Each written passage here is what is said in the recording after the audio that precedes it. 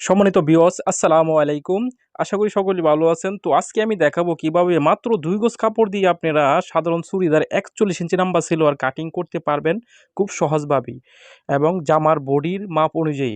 So আপনারা মনোযোগ সহকারে আমার এই ভিডিওটা দেখলে ইনশাআল্লাহ আপনারা পারবেন খুব সুন্দরভাবে একটি চুড়িদার সেলোয়ার কাটিং করতে। তো দেখেন এখানে আমি ২ গজ কাপড় নিচ্ছি এবং আপনি এভাবে ২ ভাঁজ করে নিবেন কাপড়টিকে। তো এইভাবে দেখেন আমি ভাঁজ করে নিচ্ছি প্রথমেই। তারপর দেখেন এখানে ৩৬ ইঞ্চি কাপড় আছে, ২ গজ কাপড় ৩৬ বাই ৩৬, ৩৬ বাই ৩৬ ৭২ ইঞ্চি। সো এখানে ২ গজ কাপড় আছে। তো দেখেন আমি ১ পাট্টা, ২ পাট্টা, ৩ পাট্টা, ৪ পাট্টা এভাবেই ৪ ভাঁজ বা এভাবে ভাঁজ করে নিচ্ছি কাপড়টিকে। সো আপনি এভাবে ভাঁজ করে নেবেন। তারপরে একটি সোজা অনুযায়ী একটি মার্জিন করে নিবেন। একেবারে সোজা করে তারপর ১/২ ইঞ্চি দূরত্বে আরেকটি মার্জিন করে নিবেন। সো এভাবে আপনারা মার্জিন করে নেবেন। তারপর যে কাজটি করতে হবে আপনাদের সেলোয়ারের লং বা লাম্বাটি নিতে হবে। দেখেন আমি এখানে ৬ ইঞ্চি বাদ দিচ্ছি বা ৪১ ইঞ্চি নিচ্ছি। সো দেখেন ৪১ আমি দাগ দিচ্ছি। এভাবে আপনারা ৪১ দাগ দিবেন। তারপরে ৪১ এভাবে একটি মার্জিন টেনে নেবেন। তারপরে ১ ইঞ্চি কাপড় অতিরিক্ত নেবেন সেলির জন্য, পায়ের মোহরা। দেখেন সো আমি ৪১ ইঞ্চি মাত্র ২ গজ কাপড় দিয়ে ৪১ ইঞ্চি লং চুড়িদার সেলোয়ার কাটিং করে দেখাচ্ছি। সো মনোযোগ সহকারে দেখেন। তারপর যে কাজটি করতে হবে আমাদের হাইয়ের মাপ নিতে হবে। তো দেখেন ৬ ইঞ্চি আমরা উপর দিয়ে বর্ডারের জন্য অতিরিক্ত আমরা এটা বাদ দিয়ে দিব। দেখেন ৬ ইঞ্চি পরিমাণ বাদ দিয়ে আমরা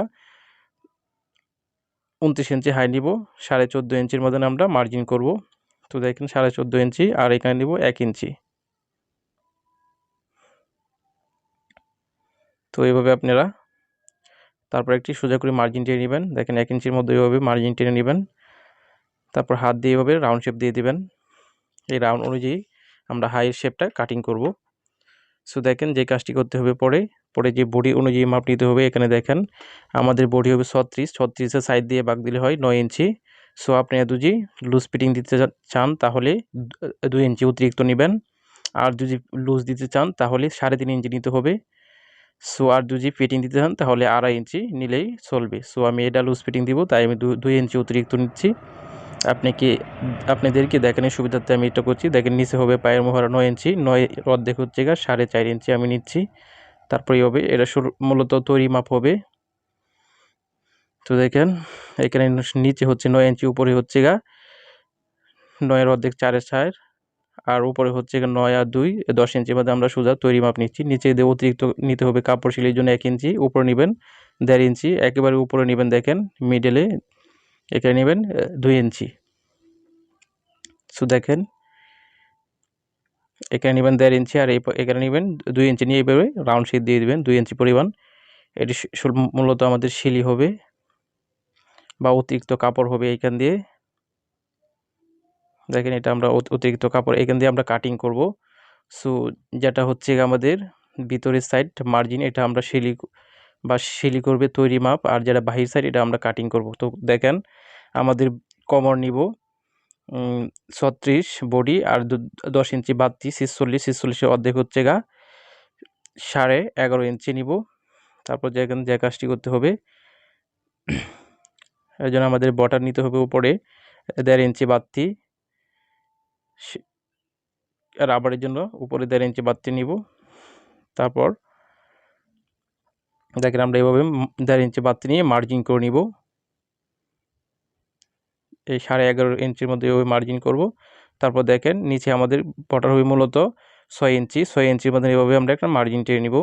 এটা আমাদের মেইন যেটা থাকবে ৬ ইঞ্চি বর্ডার থাকবে লম্বা ৬ ইঞ্চি। তারপর ১/২ ইঞ্চি আমরা নিব শিলির জন্য, এটা আমরা ১/২ ইঞ্চি নিব মার্জিন করে নিব এভাবে। দেখেন আমাদের সেই ড্রয়িং করা হয়েছে। সো আমরা এখন এই ড্রয়িং অনুযায়ী আমরা কাটিং করে নিব।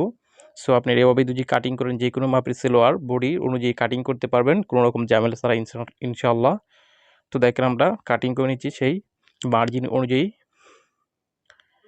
সো আপনারা এভাবে মার্জিন অনুযায়ী কাটিং করে নেবেন তাহলে কোনো রকম প্রবলেম হবে না। বডির মাপ অনুযায়ী আপনারা কাটিং করতে পারবেন দেখেন খুব সহজভাবেই।